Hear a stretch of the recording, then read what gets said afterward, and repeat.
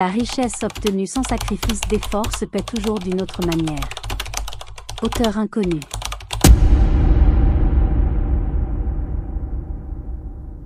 Wamba était autrefois un commerçant prospère. Il avait une boutique animée, des clients fidèles et une vie confortable. Mais un jour, tout s'est écroulé. Une mauvaise affaire, des dettes, une faillite, et le voilà sans rien. Sa maison est vieille, son toit fuit, et il n'a même plus de quoi acheter à manger. Un matin pluvieux, découragé, il décide d'aller voir son vieil ami Camille, un homme qu'il a connu dans le commerce. Contrairement à Wamba, Camille est devenu incroyablement riche. Il vit dans une grande villa, possède plusieurs voitures et ne manque de rien. Wamba se dit: peut-être qu'il pourra m'aider. Il a sûrement un bon cœur. Wamba prend un taxi malgré la pluie et arrive chez Camille, trempé et fatigué. Camille l'accueille chaleureusement, lui offre à boire, mais remarque vite son air inquiet. Wamba, tu es venu jusqu'ici sous la pluie. Tu dois avoir un vrai problème. Wamba soupire profondément et finit par dire: Camille, je n'en peux plus. J'ai tout perdu. J'ai besoin d'argent. Peux-tu m'aider? Juste un prêt pour me relever. Camille ne répond pas tout de suite. Il regarde Wamba en silence, puis lui dit quelque chose d'étonnant: je pourrais te prêter de l'argent, mais ce ne serait qu'une solution temporaire. Si tu veux vraiment sortir de ta misère, je peux t'apprendre à devenir riche. Riche pour de bon. Wamba s'étonne.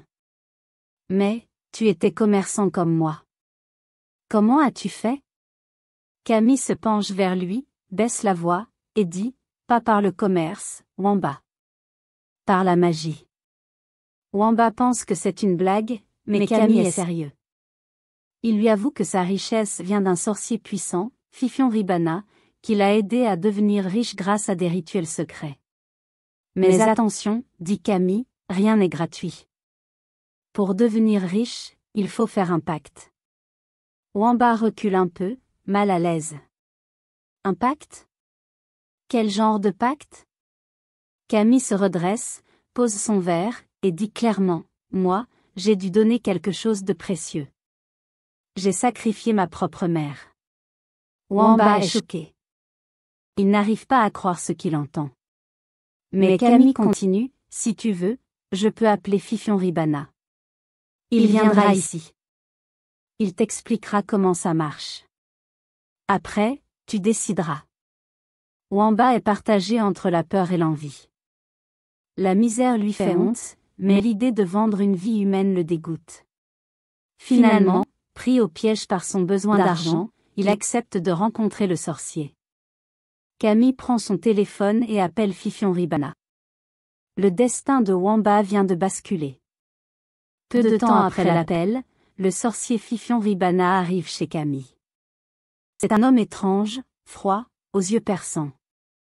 Il entre sans saluer, regarde Wamba, et dit d'un ton grave: tu veux devenir riche, n'est-ce pas?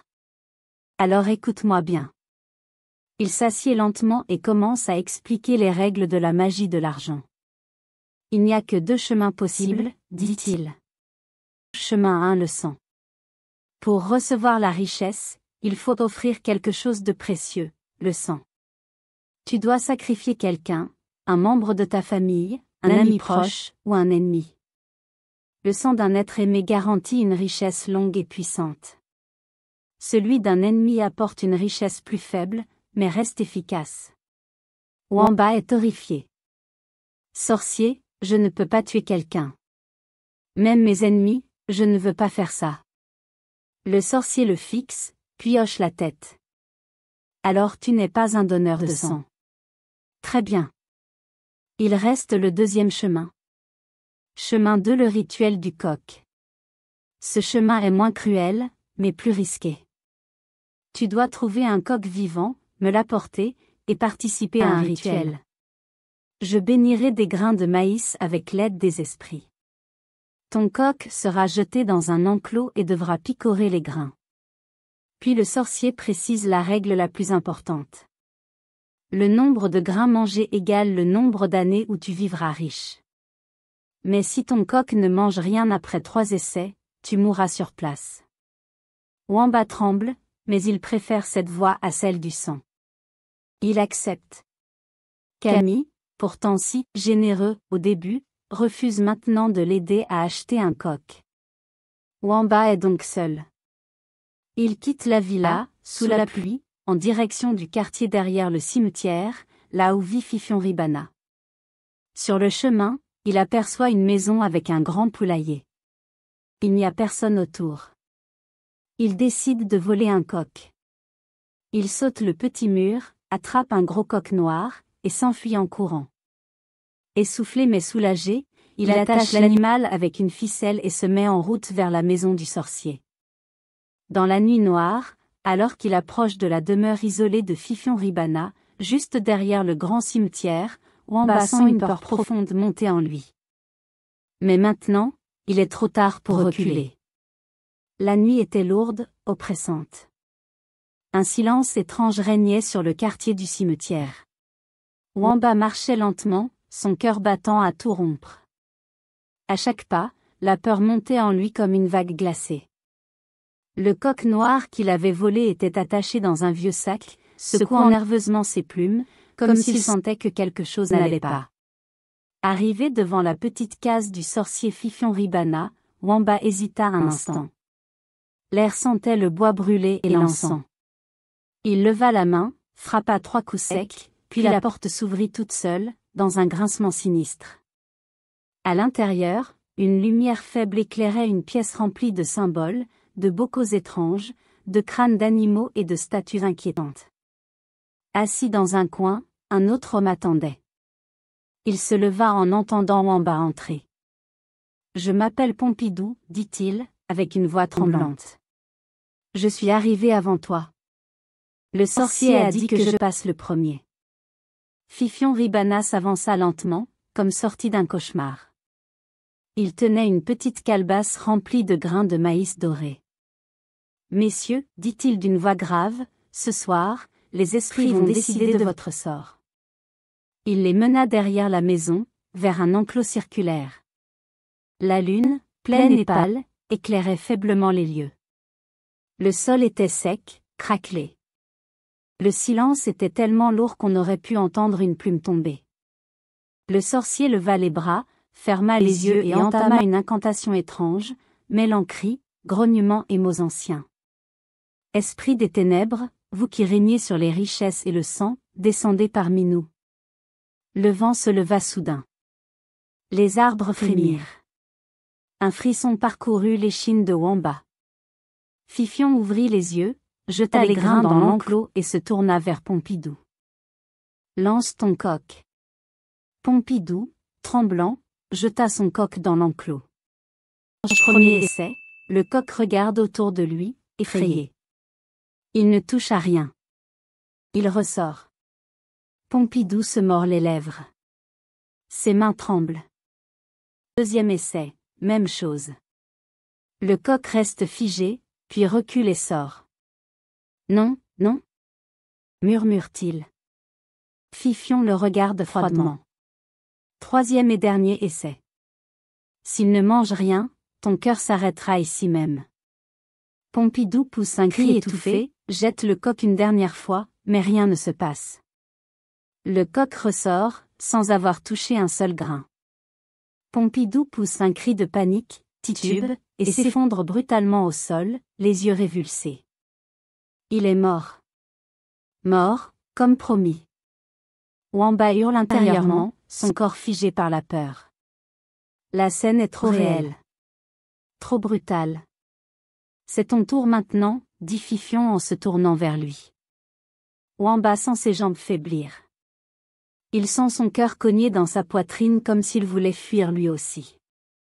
Il avance, lentement. Il ouvre le sac. Le coq noir bondit dans ses bras, agité. Premier essai, dit le sorcier. Wamba jette le coq. Celui-ci regarde les grains, mais ne bouge pas. Il tourne en rond, puis sort de l'enclos en secouant ses ailes. Wamba sent la panique l'envahir. Deuxième essai. Il relance le coq. Cette fois, l'animal fait un pas vers les grains, puis recule. Rien. Il sort à nouveau.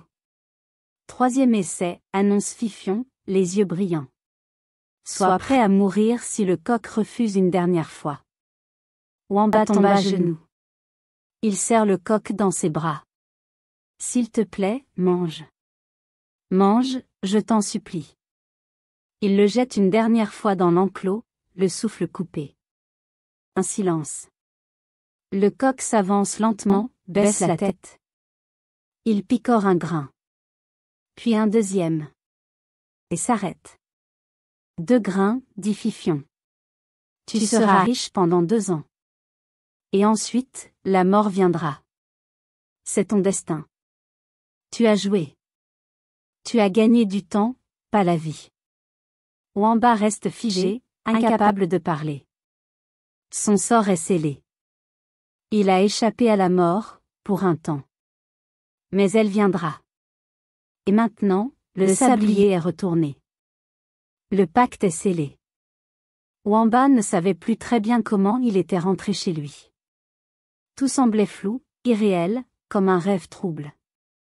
Mais dès le lendemain matin, quelque chose avait changé. Une nouvelle énergie semblait flotter dans l'air. Et puis, il y avait cette lettre arrivée sans prévenir, une ancienne dette oubliée, remboursée. Ensuite un appel, un client, un contrat signé. L'argent se mit à couler, comme un fleuve libéré d'un barrage. En quelques semaines, Wamba redevint un homme important. Il rouvrit un commerce, embaucha des employés, investit ici et là. L'argent semblait venir de partout, comme attiré par un aimant invisible. Et Wamba changea. Il s'acheta des costumes, une voiture de luxe, un téléphone dernier cri. Il redressa la tête. Il releva les épaules. Il parlait fort, riait fort. Il n'était plus le misérable quémandeur d'hier. Il était le maître de la ville, ou du moins, il le croyait. Mais parfois, seul dans son immense salon, entre 2 coupes de champagne, il repensait à la scène dans l'enclos. Le coq. Les grains. 2 grains. 2 années, pas une de plus. Ses pensées le dérangeaient, alors il les chassait avec du bruit, fêtes, musique, femmes, voitures, alcool. Il ne voulait plus penser. Il voulait profiter. À quoi bon avoir peur? 2 ans, c'est long quand on est riche. Je suis vivant. Et je suis un roi. Les jours passaient, les nuits s'enchaînaient. Wamba devint plus riche que jamais, mais aussi plus imprudent, plus insatiable. Il voulait tout goûter, tout acheter, tout posséder. Il devenait aveugle. Aveugle à ce que l'ombre, elle, n'oubliait pas. 2 années s'étaient écoulées. Exactement 24 mois, jour pour jour. Mais Wamba ne comptait plus. Ce soir-là, il sortait d'un luxueux club de la ville. La musique vibrait encore dans ses oreilles, les lumières clignotaient derrière lui. Il avait ri, bu, dansé. Entouré de visages flatteurs, de fausses amitiés. Il se croyait immortel. Il salua distraitement ses compagnons de soirée et sortit seul. L'air était chaud, légèrement humide. Une fine brume flottait dans la rue. Ses pas résonnaient sur le bitume. Clac, clac, clac. Il appuya sur sa clé de voiture. Bip, bip. Sa berline noire s'illumina à distance, garée juste au bord de la route. Il sourit. C'est ça, la vie. C'est ça que je mérite. Il s'approcha. Il sortit ses clés. Il allait ouvrir la portière quand un bruit. Un rugissement. Un crissement de pneus. Il leva les yeux. Une voiture. Lancée à pleine vitesse. Droite sur lui. Pas le temps de crier. Pas le temps de courir. Le choc. Le vide. Le néant. Son corps fut projeté comme une poupée désarticulée. Il retomba lourdement sur l'asphalte. Les lumières du club clignotaient encore au loin. La nuit était redevenue silencieuse. Trop silencieuse. Il n'y avait plus de musique. Plus de fortune. Plus de Wamba. Le lendemain matin, on retrouva un corps sans vie, étalé sur le goudron, les membres tordus, le visage figé dans une expression d'incompréhension. Les journaux annoncèrent. Le célèbre homme d'affaires Wamba tué dans un tragique accident de la route. Mais ce n'était pas un accident. C'était le contrat arrivé à son terme. Wamba avait cru tromper le destin. Il avait cru que la magie ne demandait qu'un effort, ou un coq. Il avait oublié que le destin ne joue pas au dé. Et que la richesse rapide cache souvent une facture mortelle. Il aurait pu vivre pauvre, mais libre. Il a préféré vivre riche, et condamné. Et le coq, lui, avait décidé.